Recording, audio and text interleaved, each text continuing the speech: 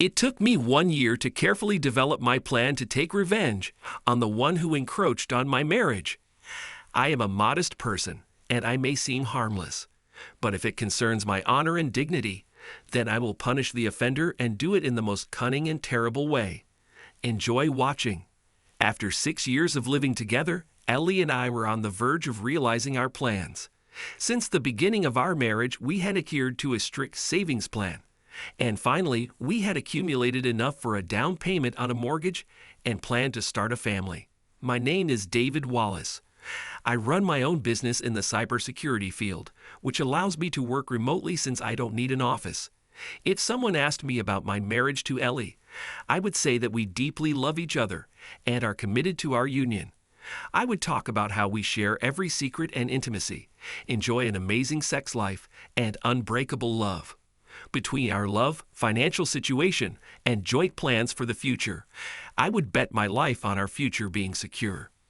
There were moments when we saw other couples facing difficulties and divorces, only to realize that our love and marriage were on a completely different level and nothing could separate us. Illusory thinking is not a deliberate process, but it convinces your soul and turns into belief. I was a believer. Ellie worked as a regional manager at a national technology company. The company was growing, and a new vice president was transferred from the office in Manhattan. Richard Jones was a young, confident Ivy League graduate, one of those who considered themselves smarter than everyone else and liked to demonstrate their power and status to subordinates. That's when my belief system began to be tested. Ever since he appeared 3 months ago, my wife became cold, irritable, and not particularly pleasant at home. She explained it as stress at work, but I suspected it was something more. I tried to be a caring husband, show patience, bring home flowers, arrange dates at her favorite places, and try to understand her problems. One evening, when she was upset, she told me about her new boss. She said Richard was a real jerk and caused nervousness and stress for everyone. I suggested she quit, but she said she had applied for a transfer to another department of the company and that we needed the money for our new home. She said it was not the time to leave and wanted to wait a little longer. Ellie explained that she had a good chance of transferring thanks to her experience working with the company's software and being valued at the head office. Her current job required her to visit other branches 3 times a month, and now she hoped she would only need to make 1 or 2 more business trips before her transfer was approved. 6 weeks and 3 business trips had passed. There was no transfer, and the stress at home only grew. Because of this, she began to treat me more like a roommate than a husband. I expressed my dissatisfaction, but she said to endure and that things would soon improve, as Richard had begun to treat the staff better. Her colleagues at work thought that perhaps the head office had informed him of the poor morale in the office and suggested he change his attitude. She also believed that the transfer could still happen.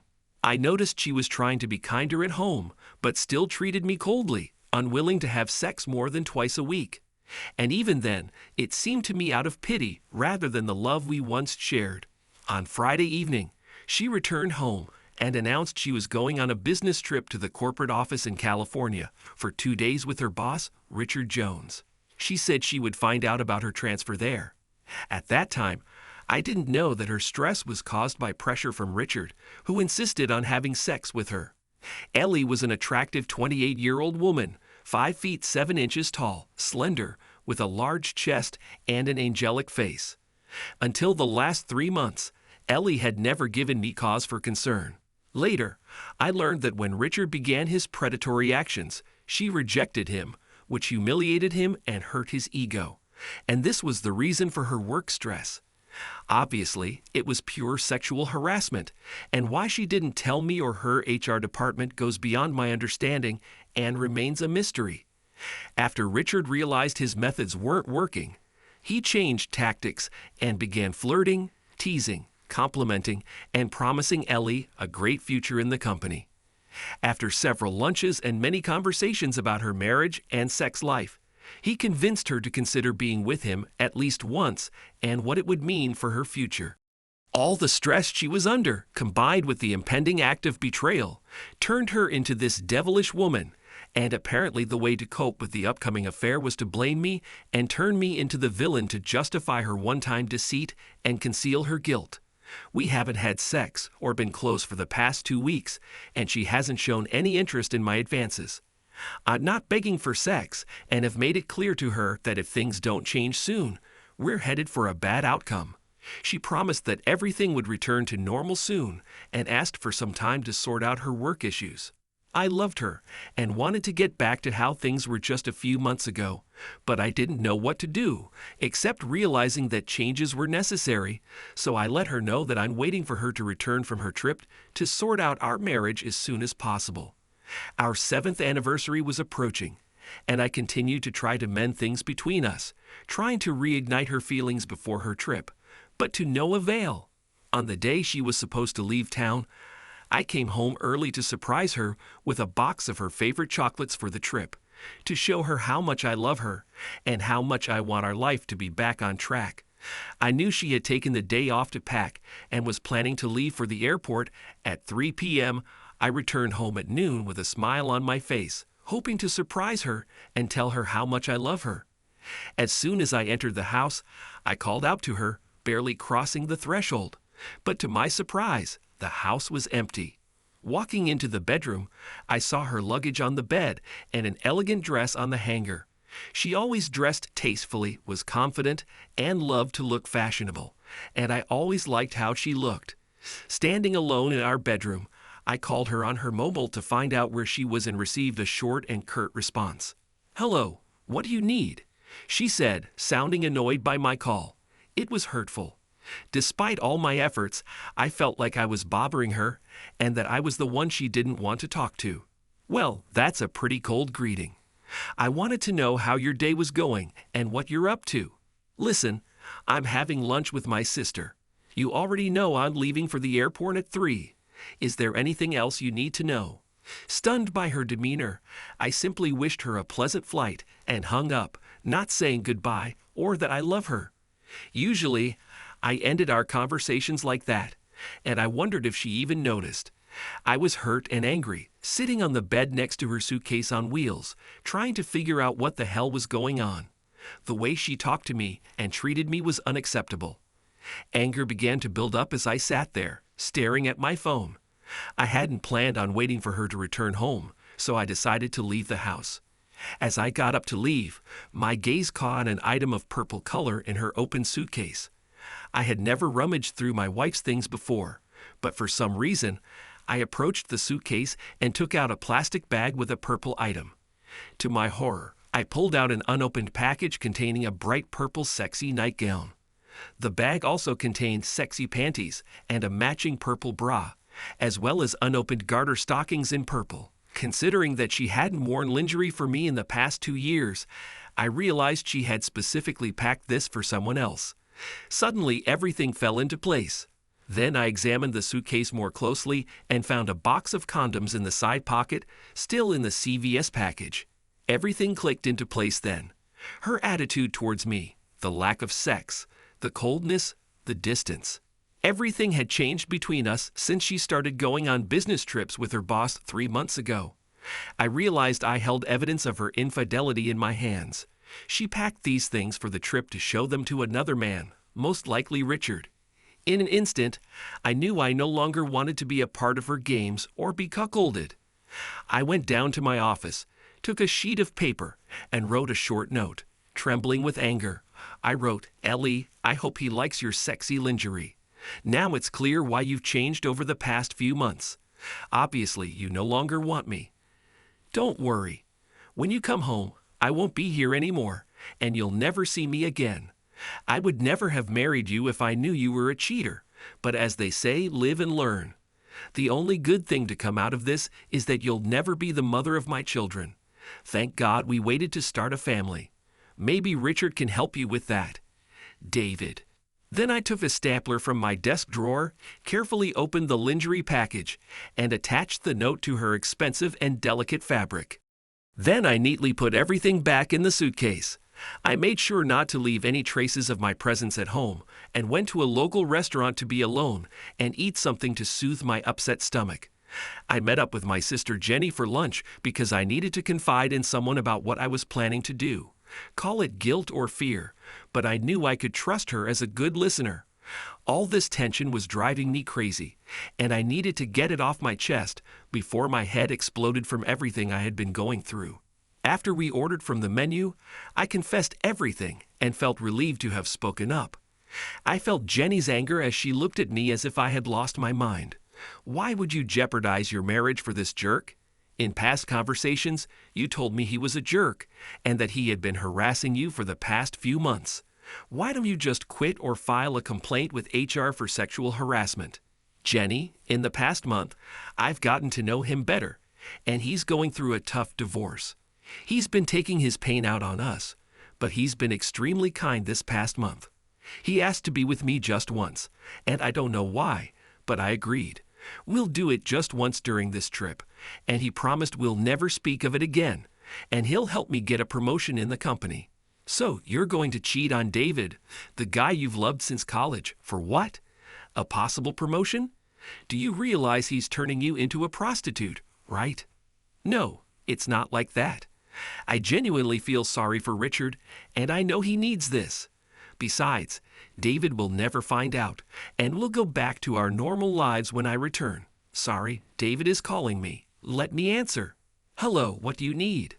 David, I'm having lunch with my sister. You already know I'm leaving for the airport at 3. Do you need to know anything else? Okay. As I put the phone back in my bag, I wondered why Jenny was looking at me with disgust. I turned to her and with anger in my voice asked, "What?" "Ellie, did you just talk to your husband like that? That was the rudest thing I've ever seen from you. What's going on with you?" "What are you talking about, Jenny? Do you even realize how you just spoke to David? Have you lost your mind?" "It was just a quick call. That's all." You picked up the phone and said, "What do you want?" Can you imagine what my husband would do if I spoke to him like that? And how did you end the conversation? Do you need anything else? No, goodbye. No, I love you. No, I'll miss you. How do you think he feels after that conversation? Jenny, what's going on with you? I'm worried about your sanity and how you're behaving. Oh my God, I didn't even realize I was talking to him like that. Did I really say that? What was I thinking? Ellie, I think your thoughts about the upcoming affair have already affected your judgment and are jeopardizing your marriage. You yourself told me that you're tired of David's complaints about how bad things are between you two and how you ignore him. Listen, it seems to me you're sabotaging your own marriage and treating your husband like trash to compensate for the guilt you must be feeling. Oh my God, you're right. I've been acting like a jerk, dumping my problems on poor David. I need to call him back and apologize. Do you need privacy? No, stay here. He's calling. Damn, he's not picking up. Maybe he's busy. He always answers my calls. I'll try again. Hopefully, he'll pick up. He's still not answering? Ellie, send him a message.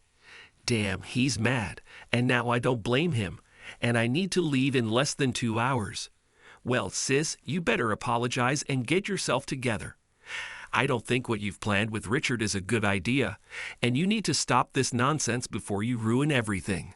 You and David have been getting along so well, and you're planning to start a family. Think about it, Ellie. I know you're right, but I'm not sure I can stop it. It'll be just this once, and my home and work life will be back to normal. Richard has such issues with his divorce, and he's really depressed. He promised it would only be once, and it'll help him because I remind him of his wife. Do you realize he's manipulating you? Ellie, you can't be this naive. No, I feel it. Deep down, he's a good guy, and his wife is trying to get full custody of the kids and bankrupt him with alimony. When he opened up to me, I felt his pain, and we connected. I feel like I need to do this, just this once after all the time we've spent together. Have you talked to him about your marriage or how David treats you? Looking down at her hands, and after a long pause, Ellie replied in a quiet voice, I might have mentioned that David complains, and we have problems with sex. Ellie, you're being foolish, and you'd better pray David never finds out you're sharing your intimate affairs with another man. I have to tell you, Ellie, I think you've already gone too far. And if David finds out about this, your marriage will definitely be in jeopardy. Can't you see how twisted this is and how you're risking everything? I understand. You're right. That's why it'll only happen this one time. Now I see how I've been treating David, and when I come back from this trip, I'll make it right. He'll never know, and it won't happen again. I won't ever speak of it again because it won't be in my mind. It'll be forgotten. You're really living in illusions. You're planning to have sex with another man and think you'll just forget about it afterward. I'm telling you, it will change you. It will change your relationship with your husband. Nothing good will come out of it. Please reconsider. Jenny, thank you for your concern, but I'm a grown woman and I can handle this. After all, it's just sex, and it's only once. David will never find out. And as they say, no harm done, no guilt. Well, I hope you know what you're doing, but I want you to remember my words. You're making a big mistake. Please think about it before doing something that can't be undone. You'll forever be known as a cheating wife, and I hope you can live with that. Don't worry, I'll handle it, and in 2 weeks, you'll see a happy David, and we'll start working on starting a family. It saddens me, and it terrifies me, because I know this won't end well, and as your sister, I don't want you to do this. Please cancel your trip, quit your job, and apologize to David for your recent behavior. David is my friend too, and if he ever finds out that I knew about this, he'll never speak to me again. Thank you, Jenny. These feelings were new and unwelcome. Sitting in the booth of our local restaurant, I began to reflect on the past few months and how my marriage had shifted from bliss to complete despair. I had to wipe my eyes several times to conceal my weakness and pain from anyone who might see. When I first sat down, I felt only anger, but those feelings turned into sadness and agony as I felt the full weight of loss. The woman I loved and the marriage I cherished were now distant memories. Then, as I pondered my situation, my feelings shifted to ones of humiliation and betrayal. How could she do this to me and to our marriage? What had I done to turn her into a cheating bitch? I knew I couldn't forgive her. I could never be with a woman who wanted to be with another man. My ego could never endure that. I know many of my friends have overcome infidelity and would tell me to forgive her and move on. Well, that's not going to happen. Then suddenly, my feelings of anger returned as my phone rang, and I saw Ellie's number. I wasn't going to take her calls. The time for talk is over, darling. Your sweet, loving husband has moved on. Richard had booked first-class seats for their long flight to the West Coast, aiming to impress Ellie. However, on the plane, he noticed she was upset when he learned that her husband wasn't responding to her calls and messages. When she told Richard that she was beginning to doubt everything, he quickly realized and played the offended husband card again to bring her back to her initial mood. He treated her to a Bloody Mary and persuaded her to relax, reassuring her that everything would be fine. Ellie, calm down. Everything is okay, and I'm sure there's a good reason for this. Maybe he's in a meeting or just can't talk. He'll call you back, I'm sure. Besides, nothing has happened and everything is fine. When we return from our meetings, I want you to take a few days off and spend time reconnecting with your husband. I wish I had a loving wife like you. You know, she doesn't even let me talk to my daughters, and it hurts so much. You're a wonderful wife, and I know everything will be okay. Ellie noticed a tear in the predator's eye as he spoke about his daughters, and once again believed his words. After the second drink, she forgot about her problems and took his hand, trying to comfort the suffering man. That's when he knew she was his, and he would finally be able to have sex with this stupid bitch and send her back to her husband, still carrying his sperm. He had worked too hard for it all to end so close to the finish line. It was a gain for him. Sending women back to their husbands, filled with his seed, was the purpose of his life. For the wife to know she had given herself to another man, and at the same time lost respect for her husband. The wife would remember what they had done and keep it in mind when returning to her husband.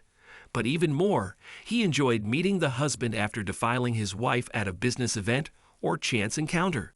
When this happened, he felt an indescribable sense of power. It was a drug, and he was addicted to these feelings that made him feel powerful and whole.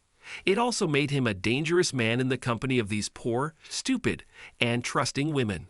When they arrived at the hotel holding hands, they approached the reception desk.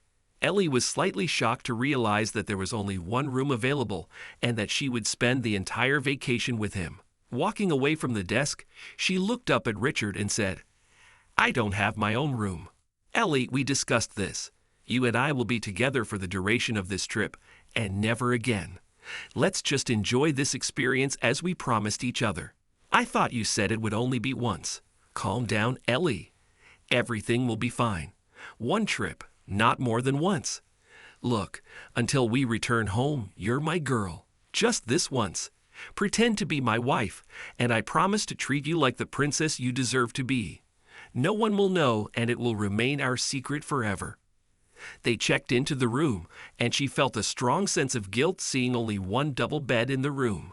She realized that for the first time since her wedding, she would be sleeping with another man, yet at the same time, excitement overwhelmed her as the guilt dissipated.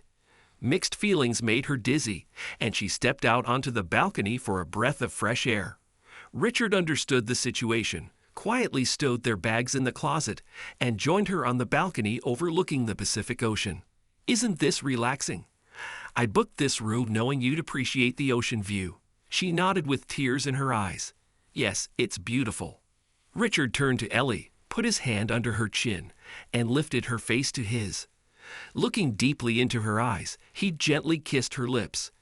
After a few seconds, Ellie responded to his kiss, which grew into a hot, romantic, passionate embrace with intertwining tongues. Realizing what she had just done, she gently pushed him away and smiled. Richard knew he had made progress and wasn't going to rush things. He was confident that in a few hours they would be alone. Then he planned to spend the entire night with her, showing her his passion while her completely unaware husband was far away. He felt a surge of satisfaction, smiling back at her in response. "It was nice, Ellie. We have dinner in a couple of hours, and I know you want to get ready, so I'll head to the gym for a quick workout and be back in time to get ready too." She nodded, saying nothing, watching as Richard grabbed his workout gear and left the room. Sitting on the bed, she needed to talk to David and make sure he was okay. Now that she realized how she had treated him, she wanted to apologize and make sure he was all right. She loved him and just wanted this train ride to be over so they could get back to their normal life.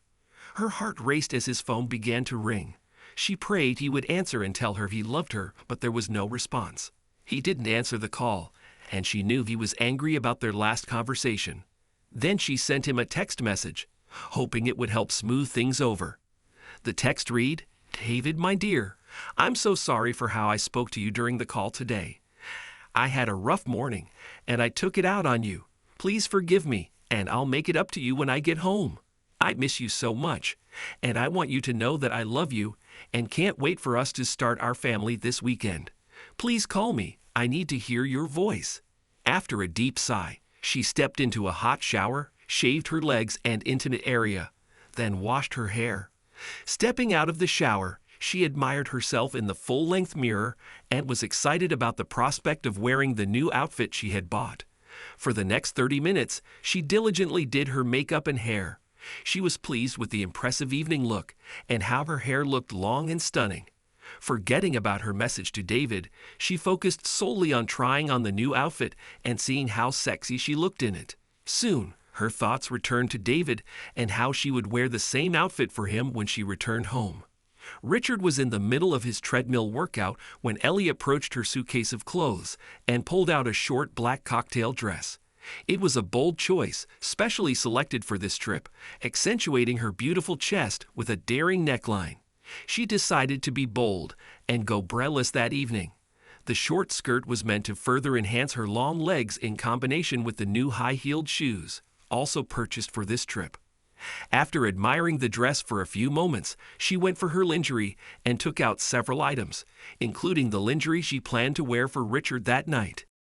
Arranging everything neatly on the bed, she unpacked a new pair of sheer black stockings and slid them over her long, smooth legs on top of the new black thong. No need for a bra today, so she carefully stepped into the dress, then put on the high-heeled shoes. After adjusting the dress to ensure her firm, round breasts were covered, she approached the full-length mirror and admired the sexy woman looking back at her. She smiled again with satisfaction, knowing how seductive she looked, and once more thought about how much her husband would enjoy taking off this dress and making love to her when she returned home. Then she glanced at the clock and realized Richard would be back in a few minutes, so she began tidying up. She returned to the bed to rearrange the sexy lingerie she planned to wear that night in the closet, so she could quickly change when they returned from dinner. As she picked up the bag from Victoria's Secret, she noticed it had already been opened, and all the items inside were rummaged through. Upon closer inspection, she saw a piece of paper attached to the lingerie. This oddity puzzled her, and she looked at it questioningly. Then she retrieved the delicate items and saw a handwritten note attached to the expensive lingerie. Still puzzled, she read the note and immediately froze in fear. Her heart stopped as she read the note, her world crumbling into tragedy. The realization of her actions hit her with incredible force. She was stunned, unable to move, staring at the note. Then suddenly, a river of tears flowed from her eyes, and she fell to her knees, covering her face with her hands. Now she lay on the carpet, sobbing and experiencing unimaginable pain and suffering that she couldn't comprehend. Now, seized by panic, she called David's phone and left a trembling voice message. "David, I got your message, and darling, nothing happened. I didn't do anything. Please forgive me. It was a foolish mistake, and I love you. Please call me back. We need to talk. I need to talk to you, darling. Trust me, nothing happened. Please call me back." When she realized he wasn't calling back, she left several long text messages and now rocked back and forth in a large chair next to the bed. When Richard entered the room, he saw the complete catastrophe and realized something was about to disrupt his plans. "What happened, dear?" "Don't call me that. I'm not your dear, and because of you, I could have ruined my marriage with the man I love. You've put me in this situation, and now he's left me." "Ellie, calm down. What are you talking about?" Richard saw the note Ellie was pointing to on the bed. A smile crept onto his face as he read it, and he once again felt that wonderful sense of satisfaction. Playing with her husband's mind, that's what he lives for, tempting the wife and destroying their lives. It all comes back to his childhood when his father abandoned his mother for another woman, distorting him in the worst possible way. In his twisted mind, it didn't even matter if he succeeded with her. He already got what he wanted. Taking her now would just be the icing on the cake. So he let her cry it out, then convinced her that since her husband already thinks she slept with him, they might as well do it and enjoy themselves. He knew it would be a hard sell, but it was his gift. At least he believed so himself, and his past experience with cheating wives made him confident in his skills. But Ellie no longer wanted to be part of this game. She kicked off her high heels and removed her dress in front of Richard, completely ignoring his presence. He was sure she was about to pounce on him and get what she needed, his big cock. Her appearing naked right in front of him made him stiffen in anticipation as he absorbed her stunning body. He stood up and took off his pants, expecting her to satisfy him. When Ellie saw what he had done, she simply laughed. "You're out of your mind if you think I'll ever touch you again. I need to go back home to my husband and fix the mess you've caused." Richard grew angry, realizing he would get nothing out of it, and spoke in a tone she had never heard before. "Which mess did I cause? Are you stupid? You agreed to this yourself. You left your husband and agreed to sleep with me. I never forced you, and you made this choice yourself. Look at the outfit you were just wearing for our special night. It practically screams, 'Please take me.' Admit it, if you truly loved your husband, you would have never agreed to be my mistress for the weekend. You jerk, how dare you speak to me like that? You're just a brazen thug, and I want nothing to do with you.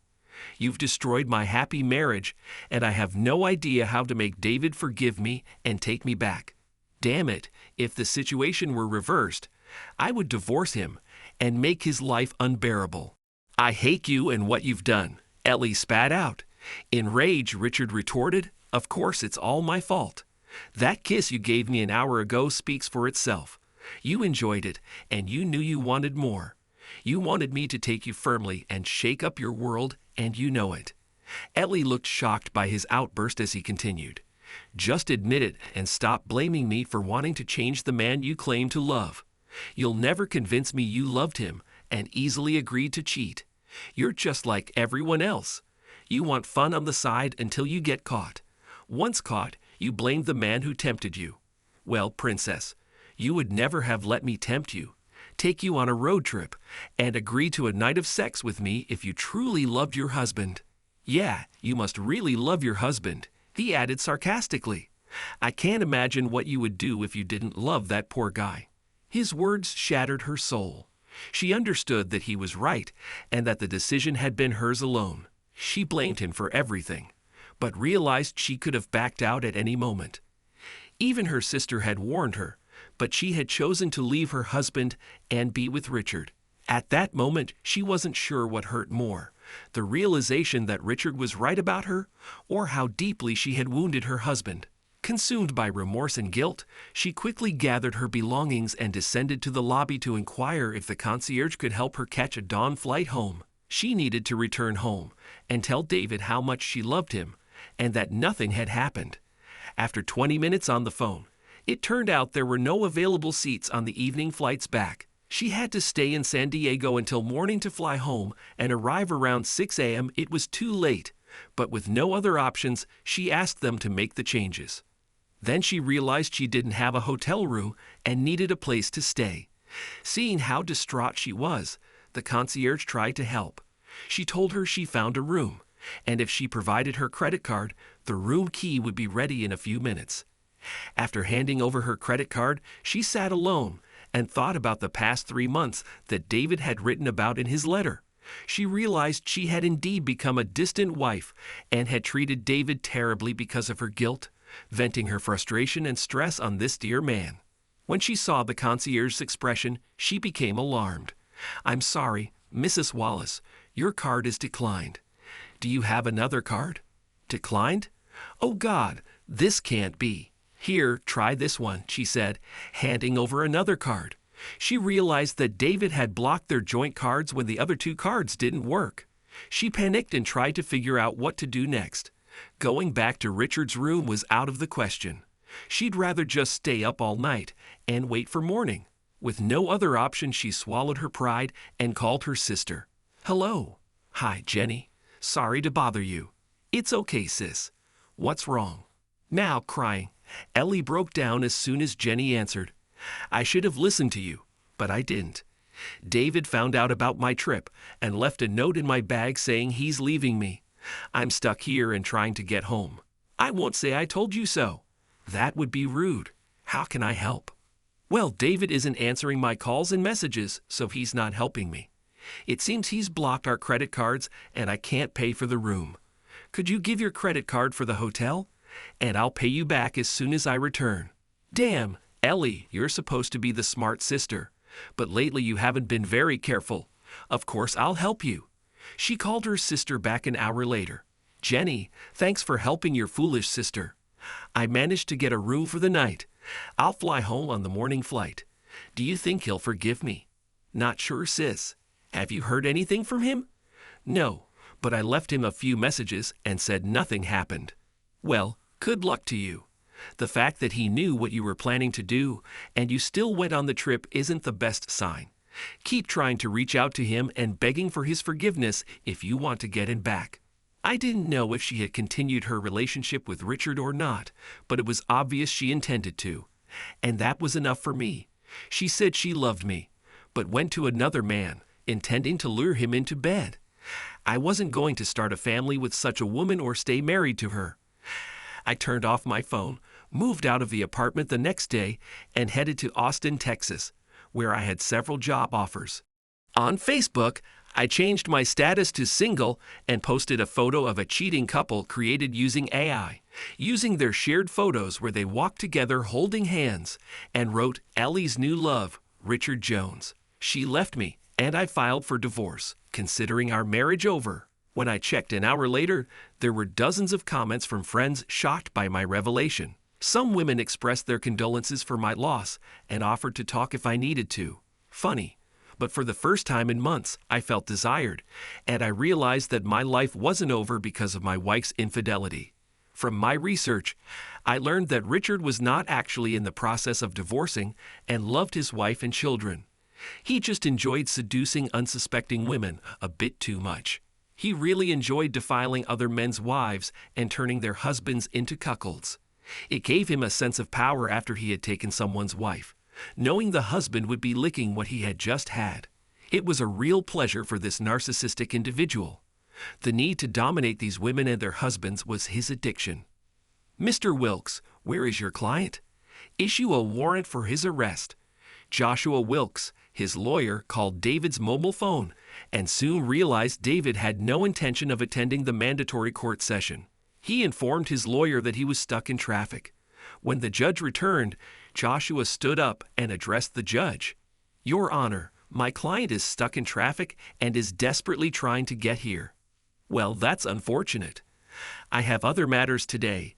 Your client has shown disrespect to the court, and I'm imposing a fine of $1,000. I've reviewed the case and demand that 3 counseling sessions be conducted before the next court hearing, which will take place in 60 days.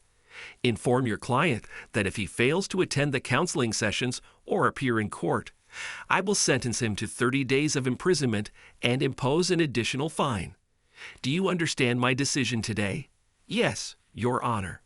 Joshua admonished his client and told him it's best to comply with the judge's order. Despite his reluctance towards the mandatory counseling, he agreed and stated he would fulfill this condition if it helped expedite the divorce process.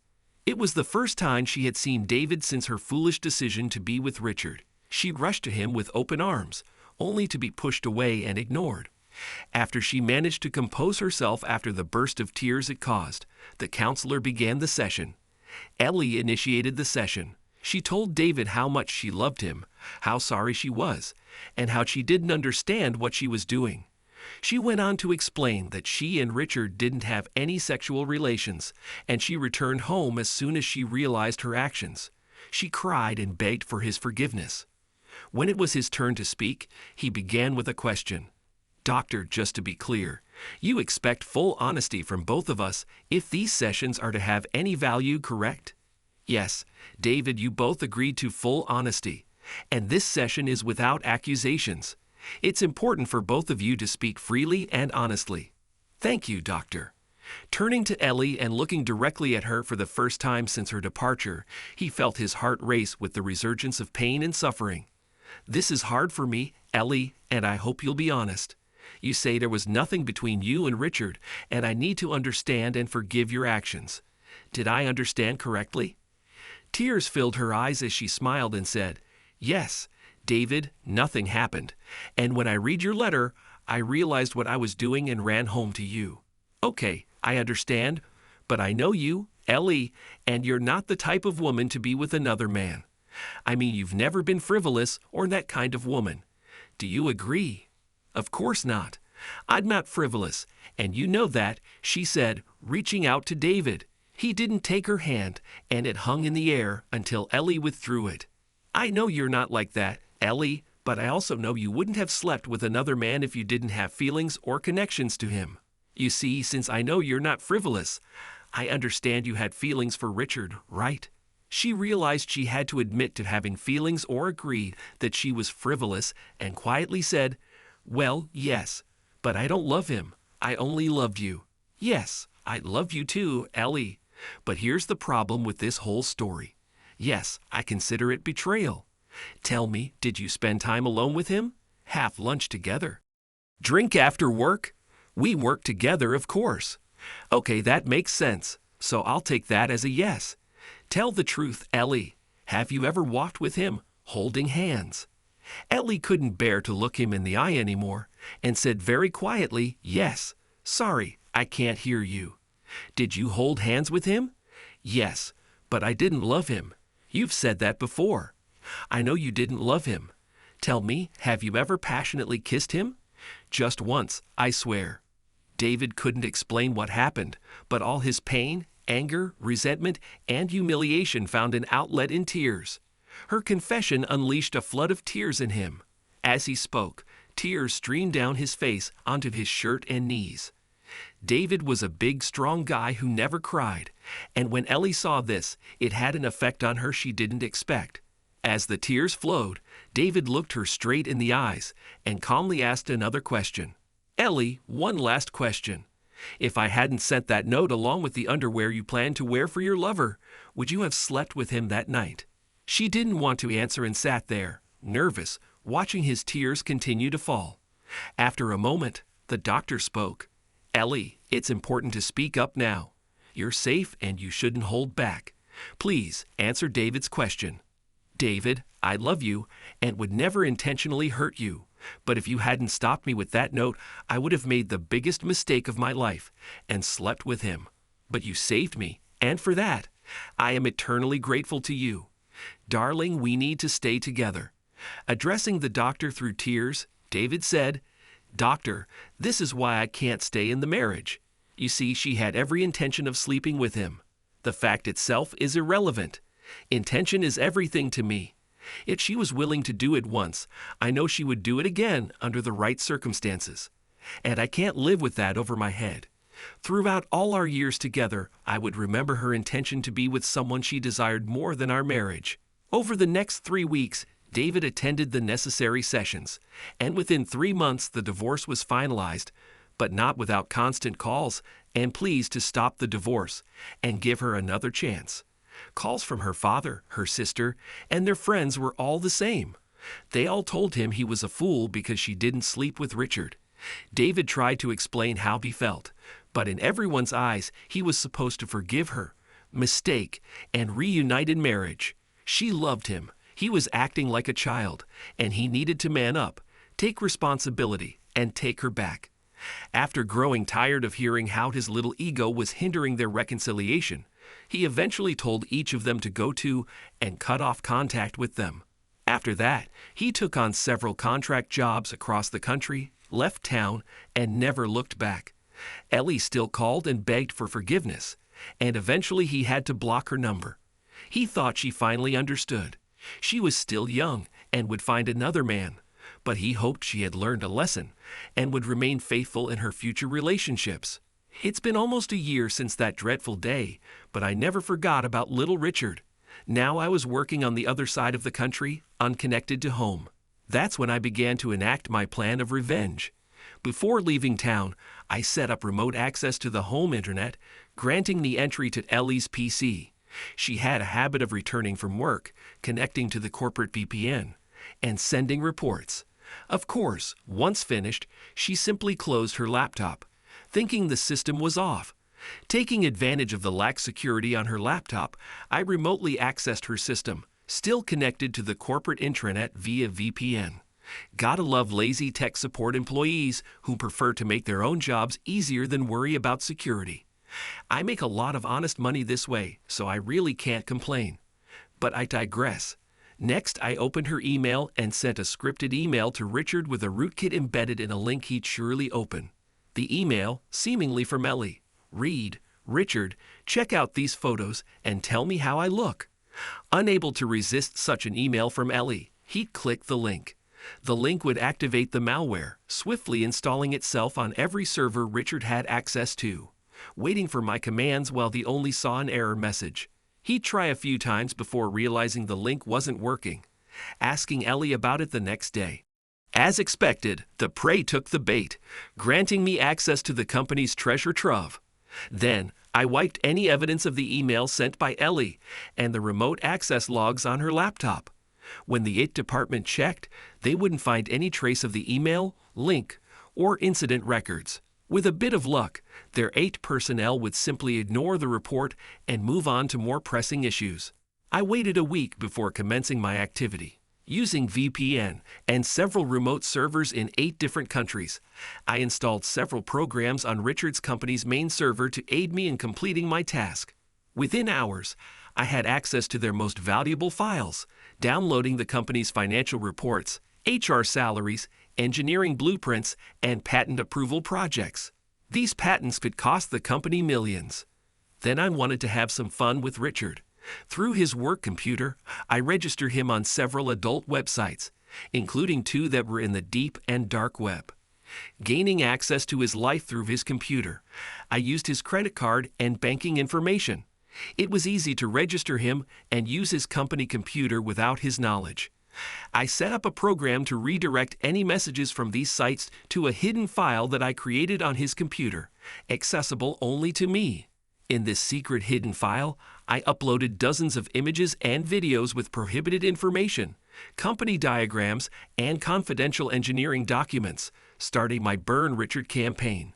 Over the next month, using his company email account, I sent several documents to their leading competitors from his company email account with a note asking when payments would be transferred to his account. Then I performed basic deletion of the sent emails. Richard was hired for his financial experience, not technical skills, so like most newcomers, he thought that once the emails and files were deleted, all traces would disappear. But with any type of investigation, evidence would be easy to find. Next, from his computer, I began sending prohibited information to sites that I knew were monitored by the FBI. Within a week, I sent over 100 images that would definitely attract FBI attention. At the same time, I paid one of my employees to drop a USB drive with dozens of images of prohibited information into Richard's apartment. It took them less than 2 days to find a way inside and install the device. All of this was part of my plan. Of course, throughout the process, I was cautious, using VPNs and several remote servers, as well as my experience in cybersecurity, to erase any possible links to myself. 10 days after the incident, a team of 6 FBI agents stormed into Richard's office while he was meeting with the company president. Armed agents burst in shouting, "FBI!" Nobody moved, causing the entire office to freeze in fear, watching in silence and immobility. "We have an arrest warrant for Richard Jones and full access to your company's servers. We have information regarding the commission of federal crimes. Please escort us to your 8th department immediately," the president said with disdain as he looked at Richard, then gestured for 2 FBI agents to follow him to the 8th department. Despite the president's objections, the FBI seized the company's servers and all data, leaving it completely paralyzed. When this became known, competitors quickly seized the opportunity, calling clients. Richard, with his misdeeds and my assistance, effectively destroyed the company, after which he was fired and prosecuted. Richard's case received widespread publicity. The company where he worked found itself in a difficult situation and might not survive the consequences of his actions. The scandal undermined the company's reputation and made Richard a national laughingstock. He was found guilty on 200 counts, including possession of child pornography, wire fraud, corporate espionage, federal theft, and extortion. He was sentenced to 25 years in prison. His wife filed for divorce, and his children never spoke to him again. He lost everything trying to deceive the wrong person. As a side note, Ellie became collateral damage after the story of her relationship with Richard became public. The story was published on several major national news websites. For some reason, these sites were hacked, and the story spread actively online for a week. Headlines told the story of the cheating wife and her relationship with a pedophile, arrested on Valentine's Day. The hacker gave him a nickname in the articles after the arrest: "Happy Valentine's Day, Ellie." Ellie's photo, her address, place of work, and divorce became public information. She couldn't go anywhere without hearing insults and facing judgmental looks. And I started a new life from scratch. Thanks to everyone who took the time to listen to today's stories. If you enjoyed it, please consider liking and subscribing if you haven't already. Feel free to share your thoughts on the events in the comments below. Take care.